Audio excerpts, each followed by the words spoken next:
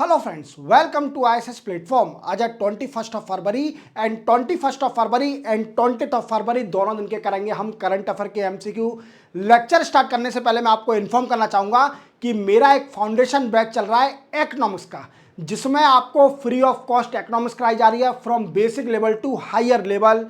Clear? अब आपको देखना कैसे है, आपको इस वीडियो के डिस्क्रिप्शन में जाना है, वहां आपको लिंक मिलेगी सारे वीडियो की, जिसके ऑलरेडी मैं 12 लेक्चर कंप्लीट कर चुका हूं और मिड मार्च तक आपकी पूरी इकोनॉमिक्स कंप्लीट कर दूंगा। That's my guarantee to you. चलते हैं, वीडियो स्टार्ट करते हैं विदाउट वेस्टिंग माय टाइम।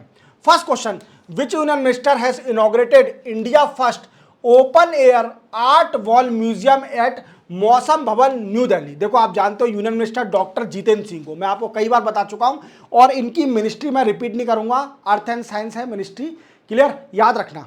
अब इन्होंने इनॉग्रेट किया है क्या, मौसम भवन में एक ओपन आर्ट वॉल म्यूजियम। अब ये होता क्या है, सिंपल है क्वेश्चन, बट याद रखना मौसम भवन में बना है ओपन आर्ट वॉल म्यूजियम। क्या होता है कि कोई भी चीज जो ओपन है उसकी वॉल पर पेंटिंग, उसी को बोलेंगे ओपन आर्ट वॉल म्यूजियम। ये क्या है, पेंटिंग करती doctor Jitendra Singh, union minister, देख रहे हैं इन्होंने इनॉग्रेट किया है और वॉल के ऊपर पेंटिंग म्यूजियम की तरह, दैट इज कॉल्ड इंडिया का पहला है। ये भी याद रखना, न्यू दिल्ली मौसम भवन में बना है। ये दोनों क्वेश्चन याद रखना।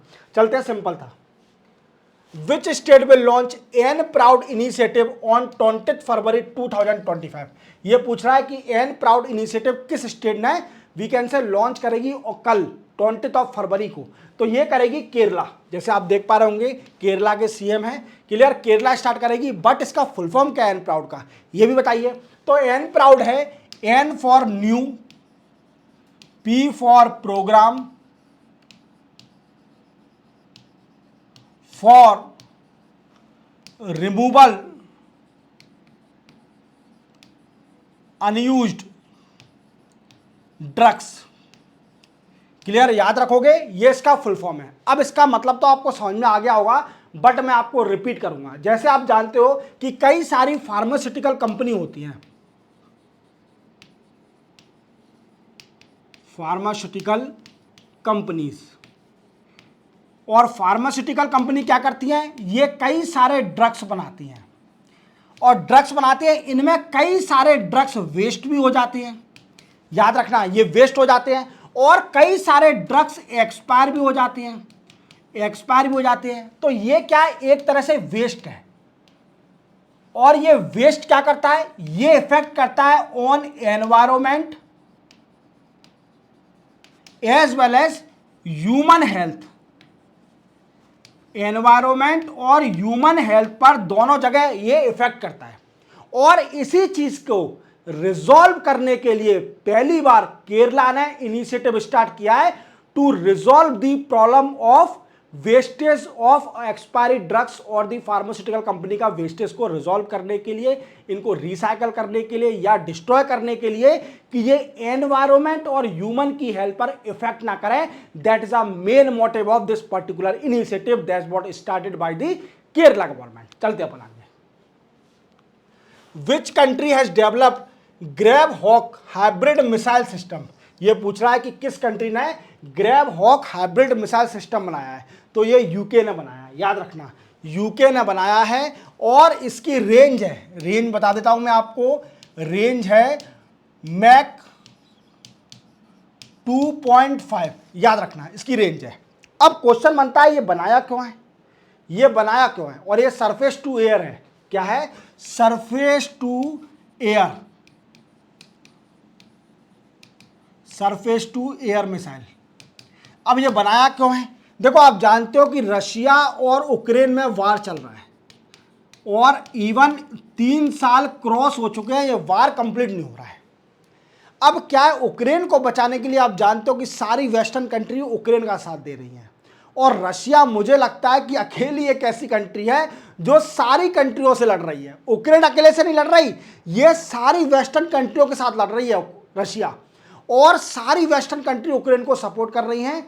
क्लियर? तो ये क्या है, रशिया के अटैक को बचाने के लिए, रशिया के अटैक को वी कैन से रिस्ट्रिक्ट करने के लिए ये मिसाइल बनाई है यूके ने, ग्रेवयार्ड हाइब्रिड मिसाइल सिस्टम, सिर्फ ओनली रशिया के अटैक को रोकने के लिए। याद रखोगे। चलते अपन आगे। Which union minister has inaugurated waste recycling and climate change conference. तो देखो आप जानते हो ये Bhupendra Yadav, union minister of environment Bhupendra Yadav, इन्होंने इसका इनॉग्रेशन किया है। Waste recycling and climate change conference, ये कॉन्फ्रेंस का इनॉग्रेशन किसने किया है? भूपेंद्र यादव, जो कि यूनियन मिनिस्टर है। क्लियर। अब इसका मेन मोटिव क्या है? अब मुझे बताने की जरूरत नहीं है, क्योंकि वेस्ट रिसाइकल से आप समझ गए होंगे। इस कॉन्फ्रेंस का मेन मोटिव यही है कि वेस्ट को रिसाइकल करना। क्या करना? वेस्ट को रिसाइकल करना। जैसे मैंने आपको प्रीवियस क्वेश्चन में बताया, केरला ने क्या स्टार्ट किया है? एन प्राउड इनिशिएटिव स्टार्ट किया है, और जिसका मोटिव क्या है कि जो अनयूज्ड वेस्ट है फार्मास्यूटिकल कंपनी का और जो एक्सपायरी ड्रग्स हैं उनको अच्छी तरह से वेस्ट को डिस्ट्रॉय करना, जिससे एनवायरनमेंट और ह्यूमन की हेल्थ पर हजार्डस इफेक्ट ना करे। और इसी का ही मतलब यह है, वेस्ट क्या करती है कि ह्यूमन हेल्थ पर या एनवायरनमेंट पर इफेक्ट करती है। तो इसको रोकने के लिए, रिसाइकल करने के लिए ये कॉन्फ्रेंस इनॉग्रेट किसने करी है? भूपेंद्र यादव ने। चलते अपन आगे, सिंपल था। Which city host first ever all India transgender conference. देखो ये क्वेश्चन बताने से पहले मैं आपको बताऊंगा कि आप खुद जानते हो जो ट्रांसजेंडर हैं, जो कि थर्ड जेंडर माने जाते हैं इंडिया के अंदर, थर्ड जेंडर है जो ट्रांसजेंडर, ये सबसे ज़्यादा प्रॉब्लम फेस कर रहे हैं। जानते हो आप, सबसे ज़्यादा प्रॉब्लम फेस कर रहे हैं। सोशल प्रॉब्लम, इकोनॉमिकल प्रॉब्लम, हालांकि इकोनॉमिकल प्रॉब्लम तो नहीं है, सोशल प्रॉब्लम फेस कर रहे हैं बहुत ज़्यादा। और आप जानते हो कि जैसे हमारे आर्टिकल नंबर 17 कहता है कि अनटचेबिलिटी को ख़त्म करना, और मुझे लगता है कि ये भी अनटचेबिलिटी का शिकार है ट्रांसजेंडर। तो क्या है कि इस कॉन्फ्रेंस, ये अभी पहली बार अजमेर में ये कॉन्फ्रेंस हुई, clear, all India transgender conference. और इसका मेन मोटिव क्या है? इसका मेन मोटिव है address problem faced by transgender. Clear. Transgender problem face कर रहे हैं, उसको रिजॉल्व करना, उसको एड्रेस करना, that is a motive of this particular conference, जो कि ऑल इंडिया ट्रांसजेंडर कॉन्फ्रेंस हुई अजमेर के अंदर। अजमेर में याद रखना। क्लियर। चलते अपन आगे। Who is new CM of Delhi? ये सिंपल है, सबको पता होगा, रेखा गुप्ता सीएम बनी है अभी, और ये 4th वुमेन सीएम है, 4th women CM of Delhi. अब क्वेश्चन बनेगा कि सर 4th कैसे? तीनों के नाम भी बताइए। तो सबसे पहली वुमेन जो दिल्ली की सीएम बनी थी वो थी सुषमा स्वराज। कौन? सुषमा स्वराज। क्लियर। सेकंड थी कौन? शीला दीक्षित। शीला दीक्षित। थर्ड थी अभी लेटेस्ट इनसे पहले अतिशी, जो कि आम आदमी पार्टी से थी अतिशी। अरविंद केजरीवाल जेल गए थे, उसके बाद उन्होंने जेल से निकलते ही सीट छोड़ दी थी सीएम की और अतिशी को सीएम बना दिया था। और उन्होंने बोला था कि जैसे ही इलेक्शन जीत जाऊंगा वैसे ही सीएम बनूंगा दिल्ली का।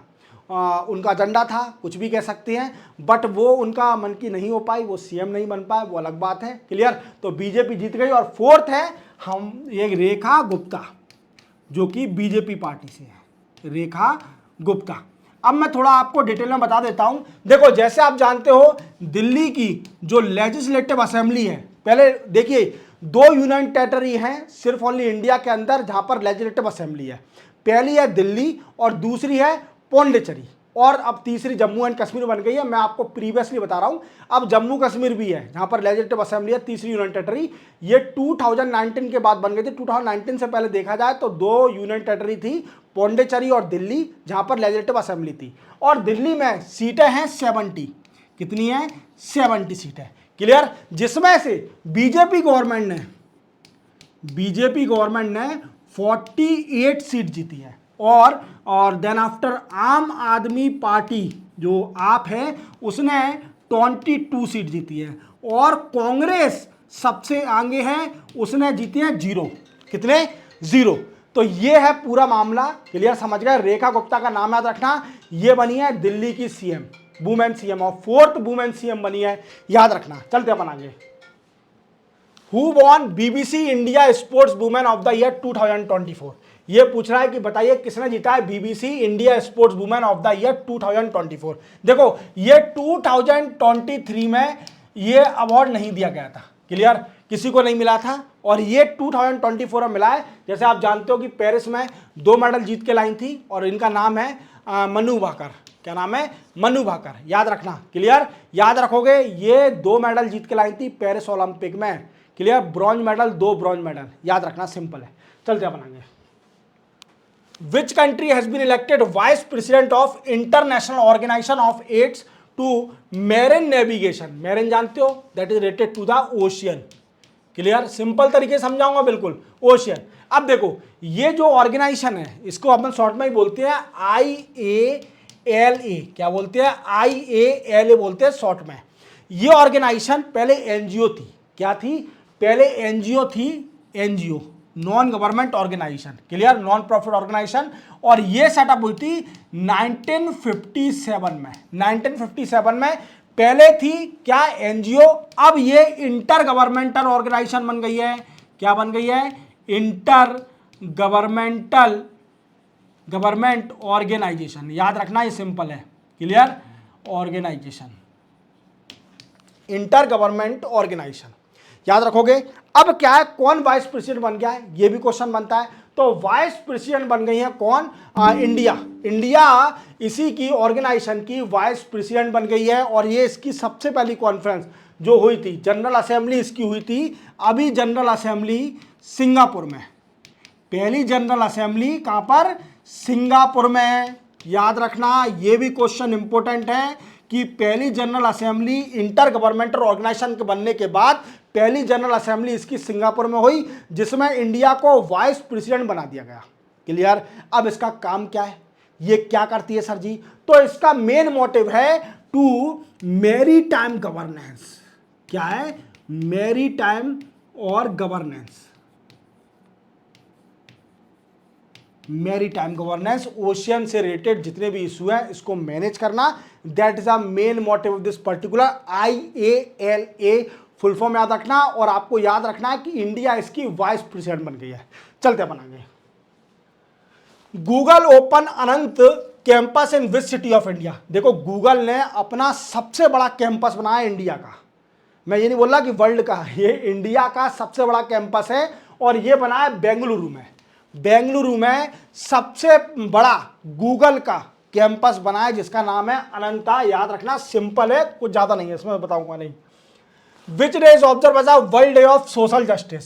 देखो world day of social justice 2025 ये पड़ा था कब? 20 फरवरी को, 20 फरवरी को है। और हमेशा की तरह आप जानते हो कि सर हमेशा थीम बताते हैं, तो थीम भी बता के जाऊंगा। इस बार की थीम थी 2025 की थीम थी स्ट्रेंथनिंग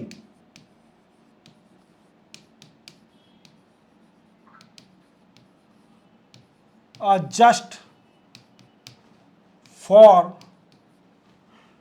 नहीं, just transition for sustainable future. और सस्टेनेबल के बारे में तो अगर आप इंटेलिजेंट हो तो मैं आपको रिपीट नहीं करूंगा, वीक बच्चा है वो समझ लेना। सस्टेनेबल न्यूज़ पे क्लियर डिक्शनरी में डाल के देख लेना, सस्टेनेबल पता चल जाएगा। हालांकि मैं थोड़ा बहुत बता देता हूँ, सस्टेनेबल का मतलब ये है कि अपनी अपनी ना सोचें, फ्यूचर की भी सोचें। सिंपल तरीके से समझा दिया कि अपनी अपनी सोच है, वीकेंड से कंज्यूम कराएं, बट फ्यूचर की भी सोच है, फ्यूचर की जनरेशन की भी, क्लियर। तो मतलब एक कहावत है इसके लिए कि हमारी रीजनल लैंग्वेज में बोला जाता है कि हप्सी ना बने। हप्सी मतलब अपना अपना जो सेल्फिश होता है वो ना सोचे, फ्यूचर की सोचे, क्लियर। तो इसी के साथ दोनों दिन के करंट अफेयर के MCQ यही मैंने कंप्लीट कर दिया और शॉर्ट में भी कर दिया है, क्योंकि कुछ बच्चे बोल रहे थे, कमेंट आया था कि सर आप बहुत डिटेल में पढ़ाते हो एक एक क्वेश्चन को, शॉर्ट में करो कुछ वीडियो को। तो मैंने अभी आज शॉर्ट में कर दिया है, डिटेल में नहीं पढ़ाया। डिटेल वाले क्वेश्चन में देखो मेरा काम क्या रहता है कि मैं करंट को स्टैटिक्स से कनेक्ट करता हूँ, जिससे आपको क्या है स्टैटिक्स भी नहीं पढ़ना पड़े ज़्यादा, तो करंट से ही स्टैटिक्स कनेक्ट हो जाएगा। तो आपके इजी क्वेश्चन, आपके एक क्वेश्चन में कम से कम 5-6 क्वेश्चन कवर हो जाते हैं। मेरा मोटिव यही होता है। अब आपको क्या करना है, अब आपको सीधे डिस्क्रिप्शन में जाना है, वहाँ आपको देखना है कि इकोनॉमिक्स के लेक्चर, जो 12 लेक्चर की लिंक पड़ी हुई है, उनको देख लीजिए, आपकी इकोनॉमिक्स स्ट्रॉन्ग हो जाएगी। मिलते हैं हम कल, तब तक के लिए जय हिंद।